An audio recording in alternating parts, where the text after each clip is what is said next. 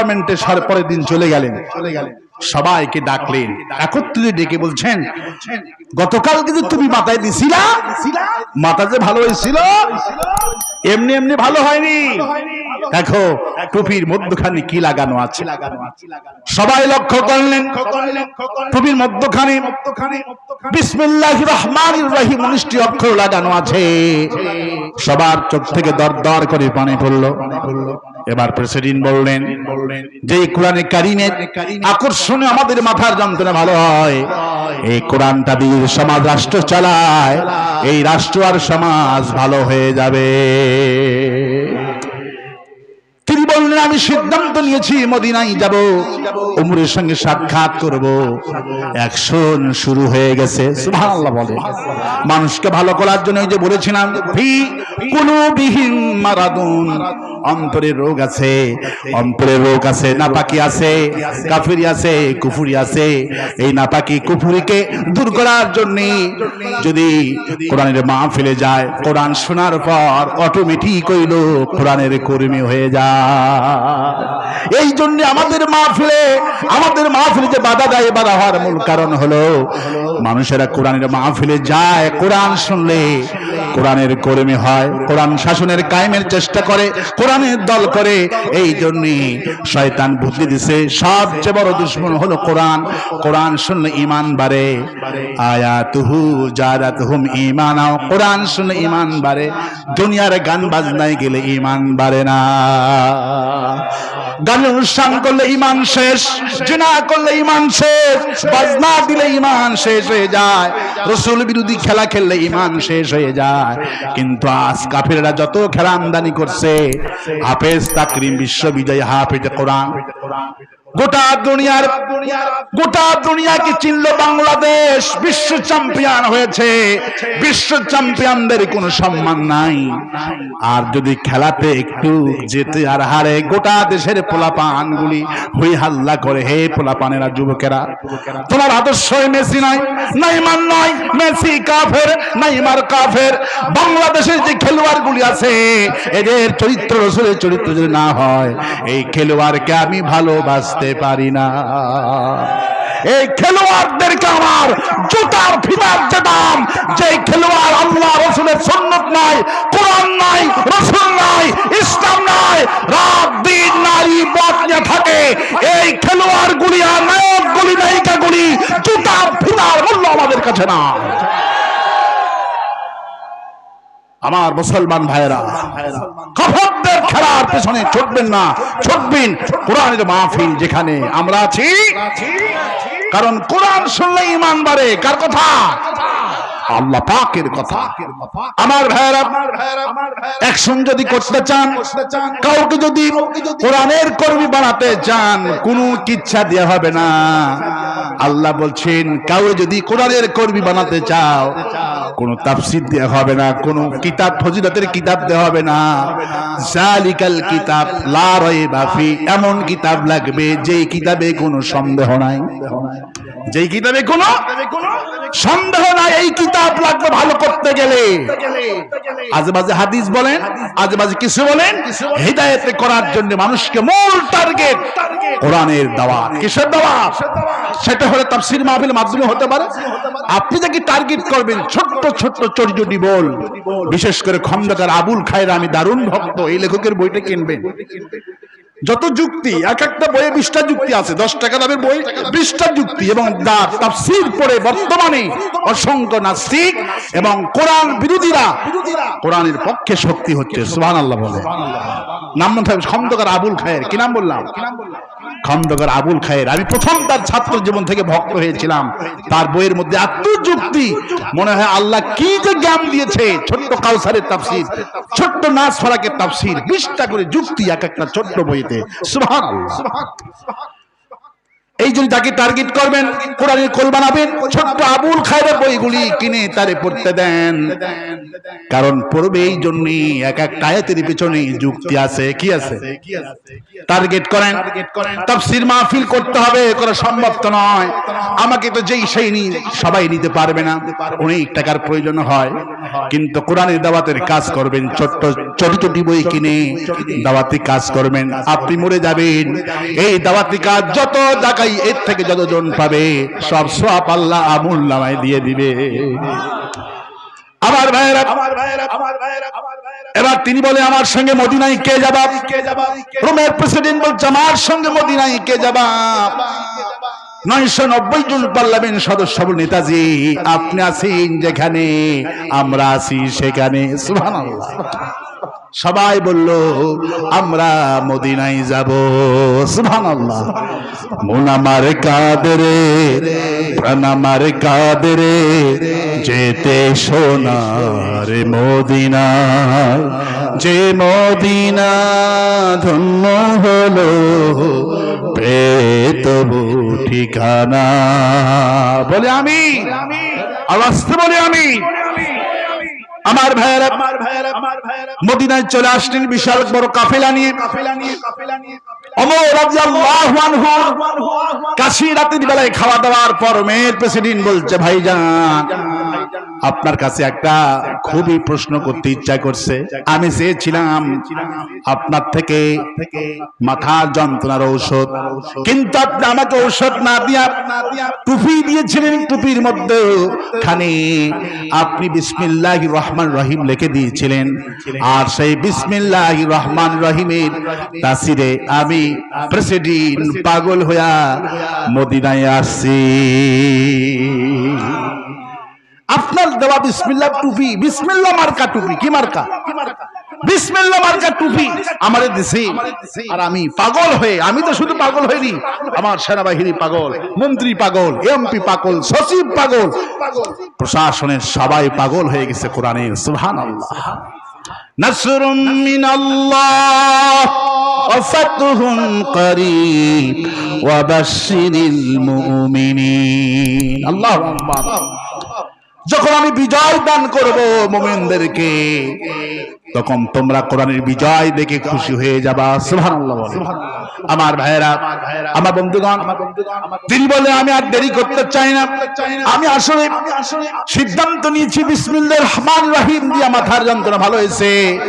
আমার সমাজ রাষ্ট্র ব্যথা অসুখে জড়িত সমাজ বেদী, নারী ধর্ষণ, খুন খামারি ধর্ষণ, লুণ্ঠন, রাষ্ট্রের টাকা লুণ্ঠনকারী যত যা হচ্ছে খারাপি, এই সমাজের অসুখ দূর করার জন্য আমি বাছাই করেছি আমার মাতার ব্যথা ভালো করছে যেই কোরআন। আমার সমাজ রাষ্ট্র ভালো করতে গেলে লাগবে সেই কোরআন। আমি সেই কোরআনের কর্মী হতে চাই, আর আপনার হাতে আমি বায়াত গ্রহণ করতে চাই। আমারে পড়ায় দেন লা ইলাহা ইল্লাল্লাহু মুহাম্মাদুর রাসূলুল্লাহ। তিনি মুসলমান হয়ে গেলেন। মুসলমান হওয়ার পর আর মজার কাহিনী আছে। মজার কাহিনী হলো এই, এবার বলছে ভাই ওমর, আপনাকে আমি প্রশ্ন করছি, একটি উত্তরটা দয়া করে দিবেন। প্রশ্ন হলো এই, আপনার দোয়া বিসমিল্লাহ মার্কা টুপি আমারে মদিনা পর্যন্ত আনছে, আমারে মুসলমান বানালো, আমার মন্ত্রীরা পাগল হলো, কিন্তু আপনার কাছে আমার জানতে খুব ইচ্ছা করছে, আপনি তো সন্ত্রাসী ছিলেন, নবী হত্যাকারী করতেছিলেন, কিন্তু আপনি এত বড় নাম করা সন্ত্রাসী থেকে আপনাকে কোন জিনিস পাগল করলো? ওমর রাদিয়াল্লাহু আনহু বলে, ভাই প্রেসিডেন্ট, আমার বিসমিল্লাহ মার্কা যেই টুপি আপনার মাথা পাগল করে মদিনায় আনছে, আল্লাহর কসম ওই কোরআন আমি আমার উমরের মাথা ধোলাই করছে। তোমাকে পাগল করছে যেই কোরআন, আমাকে পাগল করছে সেই কোরআন। তোমার কথা কোরআনে নাই, কিন্তু আমার কথা 16 জায়গায় আছে। আমার কথা, আমার সিদ্ধান্ত আল্লাহ 16টি জায়গায় কোরআনে কারীমের আয়াত নাযিল করছে। সুবহানাল্লাহ। বলছে তাহলে কোন দিক, কোন কোরআনে কারীম শুনে আপনি পাগল হয়েছিলেন, সেটা কি মনে আছে? ওমর বলল অবশ্যই মনে আছে। আবু জেহেল আমাকে সকালবেলা বাড়িতে নক করলেন, বলল পার্লামেন্টে আসো, দারুন নওয়াজে গেলাম, পুরা পার্লামেন্ট চলে। আবু জেহেল আমাকে বললেন, শোনা ওমর, রাসূলকে মারতে হবে, তুমি ছাড়া মারার মতো সহজ আর কাউরে দেখছি না, মারলেই মন্ত্রী বানাবো, মারলেই তোমার এটা সেটা দিব, রাসূলকে আক্রমণ করতে হবে। ওমর রাজি হয়ে গেলেন। ওমর বলল জ্যোৎস্না রাত, আমি মারার জন্য বাড়িতে গেলাম, নক করলাম, ছোট্ট ফাতেমা বের হলো। ফাতেমা দরজা খুললেন, বললাম ফাতেমা তোমার আব্বা কোথায়? ফাতেমা বলল আমার আব্বা খানায় কাবাতে নামাজ পড়ে। ওমর বলল এটি সুযোগ হামলা করার। চলে গেলাম কাবার চত্বরে, যে দেখি পূর্ণিমার চাঁদ আকাশের দিকে উঠেছেন, রাসূলুল্লাহ নামাজ পড়ছেন খানায় কাবার চত্বরে। আমি একবার বিশ্ব নবীর দিকে তাকায়, আর একবার খানায় কাবার দিকে তাকায়, রাসূলের দিকে একবার তাকায়, চাঁদের দিকে একবার তাকায়। আমার মন যেন বলছে ওমর যাকে তুই মারতে আসছিস সেই নবীর দিকে তাকা, দেখ চাঁদের চাইতে এই নবী কত সুন্দর। মা আয়েশা রাদিয়াল্লাহু আনহা বললেন, যে সমস্ত নারীরা ইউসুফ আলাইহিস সালামের প্রেমে পড়ছিল, মিসেস আজিজের স্ত্রী ইউসুফ আলাইহিস সালামকে জামা টেনে ধরেছিলেন, দরজা বন্ধ করেছিলেন, আল্লাহ পাক সূরা ইউসুফে সেই কথা বললেন। জুলাইখার বান্ধবীরা বললেন, তুমি কেমন ছেলের প্রেমে পড়ছো, তুমি পাগল হয়ে গেছো নাকি? জুলাইখা পাগল, যখন জুলাইখাকে পাগল বলল, ৭২ জন নারীকে, মন্ত্রীদের স্ত্রীদেরকে, ধনী মহিলাদেরকে দাওয়াত করলেন, আর ইউসুফকে বলছে ইউসুফ দরজা দিয়ে বের হও। মাত্র 2 মিনিট দরজা দিয়ে শুধু বের হয়েছে ৭২ জন নারী। ইউসুফ আলাইহিস সালাম কি দেখে আঙ্গুলগুলি, হাতের আঙ্গুলগুলি চাকু দিয়ে সব কেটে ফেলে দিয়েছে। ৭২ জন নারী কি কথা বললেন, আল্লাহ পাক সেই কথা কোরআনে কোট করলেন, ইন হাদা ইল্লা মালাকুন কারীম। কে বলেছে ইউসুফ মানুষ? ইউসুফ তো একজন সম্মানিত ফেরেশতা। ৭২ জন নারী, তারা বলছেন কে বলেছে ইউসুফ মানুষ? এ তো মানুষ না, একজন সম্মানিত ফেরেশতা। মা আয়েশা বললেন, যেই মহিলা বলছেন ইন হাযা ইল্লা মালাকুন কারীম, কে বলেছে ইউসুফ মানুষ? ইউসুফ তো একজন ফেরেশতা। ওই নারীরা যদি আমার রাসূলকে দেখতো, হাতের শুধু আঙ্গুল কাটতো না, কলিজা কেটে ফেলে দিত, টের পেত না। সাহাবী রাদিয়াল্লাহু আনহু বললেন, বিশ্বনবী উহুদের ময়দানে পাহাড়ে দাঁড়ানো, আমি মক্কা থেকে প্রায় 4 কিলোমিটার দূর উহুদ পাহাড়, আমার ভাইরা 4 কিলোমিটার দূরে উহুদের এই পাহাড় থেকে বিশ্বনবীর কপালের ঘামগুলো চাকচিক্যময় হয়ে যেত। এত সুন্দর করে আল্লাহ হাবিবকে আল্লাহ পাক বানিয়েছেন। আমার ভাইরা, ওমর বলছে আমি তার মুখ থেকে কোরআনে কারীম শুনে আমি পাগল হয়ে যাচ্ছি। চিন্তা করলাম, মাদ্রাসায় পড়লো না, মক্তবে গেল না, ইউনিভার্সিটিতে গেল না, এত সুন্দর করে বলেন কিভাবে, এত সুন্দর করে বলেন কিভাবে? নিশ্চয় তিনি কবি হয়ে গেছে। কি হয়ে গেছে? কবি হয়ে গেছে, নইলে এত সুন্দর করে বলেন কিভাবে? ওমর বলল আমি যখন মনে মনে ভাবলাম নবীজি কবি হয়ে গেছেন, নইলে এত সুন্দর করে বলেন কিভাবে? ওমর বলল আমার মনের খোরাক, আমার মনের প্রশ্নের জবাব নবীজি নামাজের মধ্যে দাঁড়িয়ে দাঁড়িয়ে দিচ্ছেন। ইন্নাহু লাকাউলু রাসূলিন কারীম। না না, এটা কোন কবির কথা নয়, নিশ্চয় এটি একটি সম্মানিত রাসূলের বাণী। সুবহানাল্লাহ বলে। ওমর বলল আমি যখন মনে মনে ভাবনা নিশ্চয় এটি কবির কথা, নবীজি তখন বলে ওয়ামা হুয়া বিকাউলি শাইর কলিলান মা তুমিনুন। না না, এটা কবির কথা নয়, তোমরা কমই বিশ্বাস করো। ওমর বলে নিশ্চয় তিনি গণক হয়ে গেছেন। গণক যদি না হয়, মনে মনে যেটা আমি ধারণা করি সেটার জবাব দেন কেমনি? নিশ্চয় তিনি গণক হয়ে গেছে। ওমর বলল আমি অবাক হয়ে গেলাম। রাসূলুল্লাহ পরে আমার মনের প্রশ্নের জবাব তিনি দিচ্ছেন, ওয়ালা বিকাউলি কাহিন কলিলাম মা তাযাক্কারুন। না না, এটা গণকের কথা নয়, তোমরা কমই বিশ্বাস করো। ওমর বলল তাহলে এটা কি? এটা কবির কথা নয়, জিনের কথা নয়, গণকের কথা নয়, কথাটুকুন তাহলে কি? ওমর বলল আমি যখন মনে মনে ছুড়ে মারলাম কথাটুকুন তাহলে কি? নবী আমার প্রশ্নের জবাব দিচ্ছেন, তানজিলুম মির রাব্বিল আলামিন।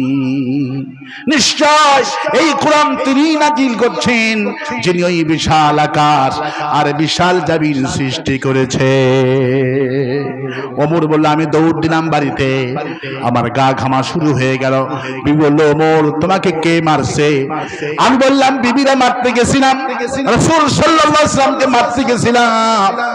যে রাসূলকে মারা তো দূরের কথা, রাসূলকে মারতে পারলাম না, আমি নিজে কোরআনের কর্মী হয়ে বাড়িতে ফিরছি। সুতরাং মানুষকে হিদায়াত করতে হলে কোরআন লাগবে। পূর্বের প্রেসিডেন্ট চোখ থেকে দরদর করে পানি বললেন, যে কোরআন শুনে ওমর পাগল, যে কোরআন শুনে সারা দুনিয়ার মুসলমান পাগল, সেই মুসলমান কোরআনের জন্য পাগল না। আজ মুসলমান কোরআনের জন্য পাগল না, কোরআন যারা শিখি তারাই হলো উত্তম ব্যক্তি। ওয়ান উসমান রাদিয়াল্লাহু তাআলা আনহু قال قال رسول الله صلى الله عليه وسلم خيركم من تعلم القرآن وعلمه। রাসূলুল্লাহ বললেন মন্ত্রী উত্তম নয়, এমপি উত্তম নয়, ব্যারিস্টার উত্তম নয়, কোটিপতি উত্তম নয়, চেয়ারম্যান গুলি উত্তম নয়, উত্তম হলো তোমাদের মধ্যে এই সমস্ত লোকেরা যারা কোরআন পড়ে আর যারা কোরআন শিখায়, যারা কোরআনের তাফসীর করে, কোরআন রাজ কায়েমের জন্য কথা বলে, এরাই হলো আল্লাহর কাছে সর্বশ্রেষ্ঠ ব্যক্তি, এরাই শ্রেষ্ঠ ব্যক্তি। আজ মন্ত্রী হতে গেলে আমরা মনে করি উত্তম, এমপি হতে গেলে মনে করি উত্তম, অথচ খায়রুকুম মান তাআল্লামাল কুরআন, কোরআন যে ব্যক্তি শেখে আর শেখায়, কোরআনের তাফসীর আমি যা শিখেছি জাতিকে তাই শিখাচ্ছি। আমাদের কোরআনের পাখি যে তাফসীর নিজে শিখেছেন 50টি বছর জাতিকে শিখিয়েছেন, সম্মান কমছে না বাড়ছে? সম্মান কমছে না বাড়ছে? কোরআনে যারা সত্যিকারের তাফসীরকারক হয়, সত্যিকারের যারা আলেম হয়, মওতুল আলেম মওতুল আলম, নবীজি বললেন একজন খাঁটি কোরআনী তাফসীরকারকের মৃত্যু মানে গোটা দুনিয়ার মানুষের মৃত্যু। গোটা দুনিয়ার মানুষ, আল্লাহ পাক বলছেন যতটুকু গোটা দুনিয়ার মানুষ মূলে এত ক্ষতি হয় না, একজন কোরআনের খাঁটি তাফসীরকারক মূলে এত ক্ষতি হয়। মওতুল আলম, মওতুল আলেম, মওতুল আলম, একজন কোরআনের শ্রেষ্ঠ দাঈ আল্লাহ বললে যেই ক্ষতি হয়, গোটা দুনিয়ার মানুষ বললে এত ক্ষতি হয় না। নাস্তিকরা কয় হুজুর মরছে, অসুবিধা কি? নাস্তিকরা বোঝে না তোদের কাছে আলেমদের দাম নাই, আমাদের কাছে আলেমদের মর্যাদা আছে। ঠিক কিনা বলেন? সুতরাং আলেমরাই হিরো, হাফেজরাই হিরো। এই দুনিয়ার শ্রেষ্ঠ যারা মন্ত্রী, যারা কিয়ামতের দিন ওরা আফসোস করবে। আজকে যারা পাকড়ি নিল, কিয়ামতের দিন এক একটা হাফেজকে 10 জন মানুষকে সুপারিশ করে পারমিশন দিয়ে দিবে। তাও সুবহানাল্লাহ বললেন না? সেই দিনের মন্ত্রী হবে হাফেজ। সেই দিনের মন্ত্রী কারা? কিয়ামতের দিন মন্ত্রী হবে হাফেজ।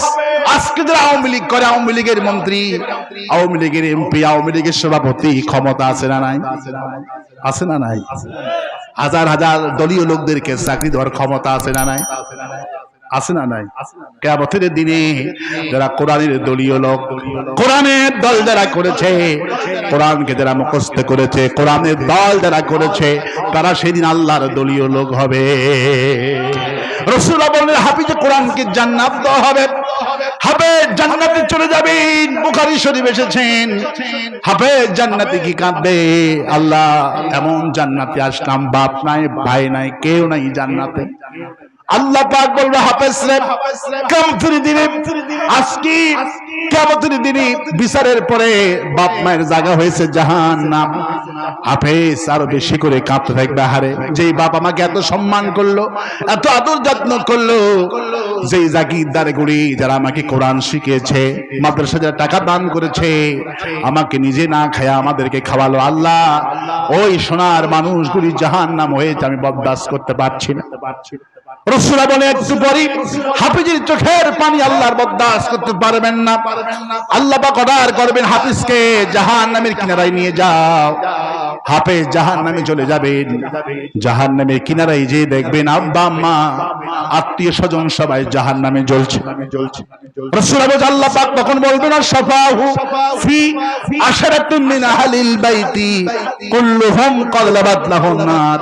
ও হাফেজ, আজকে আল্লাহ তোমাকে মন্ত্রী বানিয়েছেন, পাওয়ারফুল ব্যক্তি বানিয়েছে, রক্তের সম্পর্কে তোমার জাকি জাকি 10 জন ব্যক্তিকে তোমার মন চায়, বেছে বেছে 10 জন ব্যক্তিকে সুপারিশ করে আল্লাহর জান্নাতে নিয়ে যাও।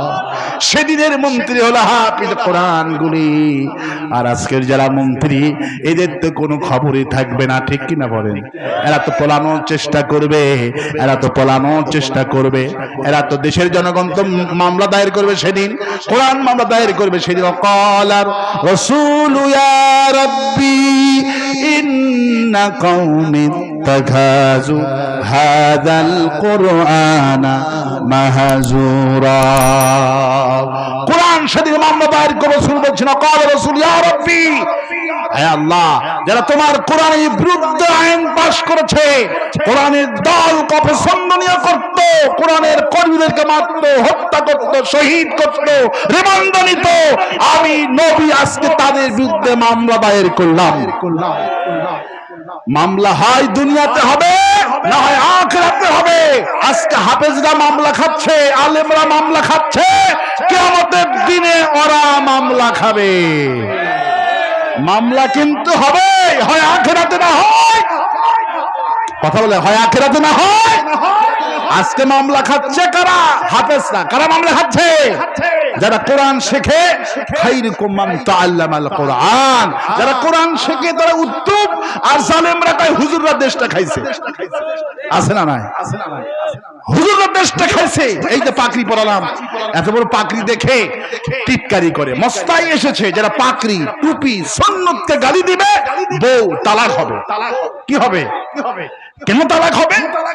কেন তালাক হবে? তালাক হবে এই কারণে, আপনার বউ মুসলমান, আপনার বউ কি? আপনার বউ মুসলমান, আর দাড়ি টুপি পাকড়ি রাসূলুল্লাহর সুন্নাত।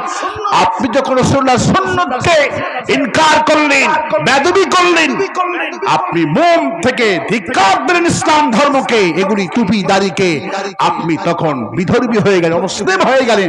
সুতরাং অমুসলিমের জন্য মুসলমান বউ হতে পারে না। এই জন্য এসেছে মস্তায় যারা ইসলাম ধর্মকে টিটকারি করবে, হাফেজদেরকে গালি দিবে, আলেমদের গালি দিবে, এদের বউ তালাক হয়ে যায়, খবরই রাখে না। সুতরাং মামলা হাফেজরা খাচ্ছে, দুনিয়ায় আলেমরা খাচ্ছে, কিয়ামতের দিন ওদের নামে মামলা হবে। যারা আজকে কোরআন বিরোধী, সেদিন ওদের নামে মামলা হবে। আর আমাদের আজকে মামলা খাচ্ছি, আমরা সেদিন হব পাওয়ারফুল ব্যক্তি। সুবহানাল্লাহ। এক একজন কোরআনের শহীদ, এক একজন কোরআনের জন্য শহীদ। শহীদরা মরে না, শহীদদের কি আনন্দ, কি খুশি। সেদিন আফগানিস্তানের তুরস্কে দেখলাম, সেদিন ফিলিস্তিনে একজন পিতা মিষ্টি বিতরণ করছে। সাংবাদিক জিজ্ঞেস করলেন কেন মিষ্টি বিতরণ করছেন? উনি বলল আমার 4টি ছেলে ছিল, 4টি ছেলে শহীদ হয়েছে, আমি 4 জন শহীদের পিতা, এই জন্য খুশি হইয়া মিষ্টি বিতরণ করছি। ওয়ালা তাকুলু লিমান ইউক্তালু ফি সাবিলিল্লাহি আমওয়াত বাল আহইয়াউ ওয়ালাকিন লা তাশউরুন। সুবহানাল্লাহ। যারা আল্লাহর রাস্তায় মরে, কোরআনের জন্য মরে, কোরআনের জন্য ফাঁসি দিয়া মরে, এদের কি তোমরা মৃত্যু বলে শহীদ হয়ে যায়? শহীদের হাসি, মৃত্যুর আগে যে কোরআনের বাকি হাসি দিয়েছিল, ওই হাসি আমরা ভুলতে পারি না। এক হাসি কোটি মানুষের কলিজার মধ্যে আনন্দের জোয়ার বইতে পারে। মুমিন মুসলমান মরার আগে হাসি দেয়, শহীদি হাসি দেয়, আর কাফেরগুলি হাসতে পারে না। ওয়ালা ইয়াজিদুজ জালিমিনা ইল্লা খাসারা। ওদের কলিজার মধ্যে কোরআন ঈমান বাড়ায় না, মুমিনদের বাড়ায় ঈমান, কাফেরদের বাড়ায় ক্ষতি। ওদের কলিজার মধ্যে আগুন জ্বলে। ওদের কলিজার মধ্যে কি জ্বলে? ওদের কলিজার মধ্যে আগুন জ্বলে। সুতরাং এই দুনিয়ার শ্রেষ্ঠ হলো খায়রুকুম মান তাআল্লামাল কোরআন ওয়া আল্লামাহু। কোরআন যারা শেখে এরাই উত্তম ব্যক্তি। মমতাজের গান হয়, মমতাজের কাছে মন্ত্রী সাহেব গান অনুষ্ঠান করে, এমপি সাহেব অনুষ্ঠান করে। আজ পর্যন্ত কি কেউ বলেছে মমতাজ তোমার গান শুনে আমার খুব মজা লাগছে, আমার আব্বা মারা গেছে, এই নাও 5 লক্ষ টাকা আর একটা গান মাইরা দোয়া করো? কয় কেউ? মমতাজের কাছে আবদার কেউ করছে? কোন গানের শ্রোতা কি বলছে মমতাজ আমার আব্বা মারা গেছে, আমি ভ্যান চালাই, গরিব মানুষ, 500 টাকা দিলাম আর একটা গান গায়া আমার আব্বার কবরের জন্য একটু দোয়া কর? কয় কেউ? মন্ত্রী সাহেব জানে, এমপি সাহেব জানে তোর গানের গলা যত সুন্দর হোক মমতাজ, তোর থেকে দোয়া নিলে তোর দোয়া আমার বাপের কবরে পুষবে না। এই জন্যে গায়ক গায়িকার থেকে কোন লোক দোয়া চায় না, দোয়া চায় আলেমদের থেকে, ইমামদের থেকে, হাফেজদের থেকে। কারণ যারা কোরআন পড়ে তাই উত্তম, তাদের দোয়া বাপের কবরে যাবে। প্রধানমন্ত্রী শেখ হাসিনা কেমনে আল্লাহ তার মাথায় একটা বুদ্ধি দিচ্ছে। বুদ্ধিটা হলো এই, 15 আগস্ট শেখ মুজিবুর রহমানের মৃত্যুবার্ষিকী। কি বার্ষিকী? মৃত্যুবার্ষিকী। ওই দিনে প্রধানমন্ত্রী বুঝছে ওই দিনে কিন্তু গায়ক গায়িকা, এই খেলোয়াড় বেলুয়ারকে নিয়ে প্রধানমন্ত্রী অনুষ্ঠান করে না। প্রধানমন্ত্রী ইসলামী ফাউন্ডেশন কর্তৃক আয়োজিত বাংলাদেশের সমস্ত ইমামদেরকে টাকা দেয়, ইমামদেরকে টাকা দিয়া, খাবার দিয়া, এতিমখানায় খাবার দিয়া, টাকা দিয়ে প্রধানমন্ত্রী পিতার জন্য দোয়া চায়। প্রধানমন্ত্রী জানে মমতাজের গান দিয়া আমার বাপের মিলাদ পড়লে আমার বাপের কবরে সওয়াব যাবে না, আমার বাপের কবরে সওয়াব গেলে ইমামদের দোয়া কবরে যাবে, আলেমদের দোয়া কবরে যাবে। এই জন্য প্রধানমন্ত্রী জানে বাংলাদেশের 4,65,000 মসজিদের ইমাম কমসে কম 4 লাখ জামাত ইসলামী করে। কথা বলেন না কেন? প্রধানমন্ত্রীর কাছে তথ্য আছে না নাই? প্রধানমন্ত্রীর কাছে তথ্য আছে 4,65,000 ইমামের ভিতরে 4 লাখই জামাত ইসলামী করে। তারপরে প্রধানমন্ত্রী তো জামাত ইসলামী বলে উনি ওই প্রধানমন্ত্রী নন। উনি বলেন আপনারা ইমাম, আমার বাপের জন্য ফাউন্ডেশন আমার বাপ করছে, টাকা দিলাম, দোয়া করবেন বাপের জন্য। প্রধানমন্ত্রী জানে জামাত করতে পারে, কিন্তু জামাতের ইমামদের দোয়া আমার বাপের কবরে যাবে। খায়রুকুম মান তাআল্লামাল কোরআন। যারা কোরআন শরীফ শেখে এরাই সম্মানিত।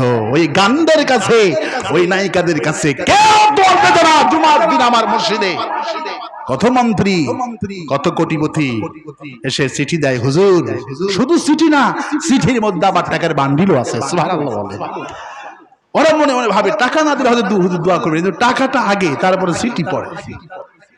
আমি সিটি খুলে টাকাটা থুইয়া তারপরে দেখি অমুক সাহেব দোয়া চাইছে, দোয়া করি। আজকে জুমার রাত, দোয়া কবুলের রাত।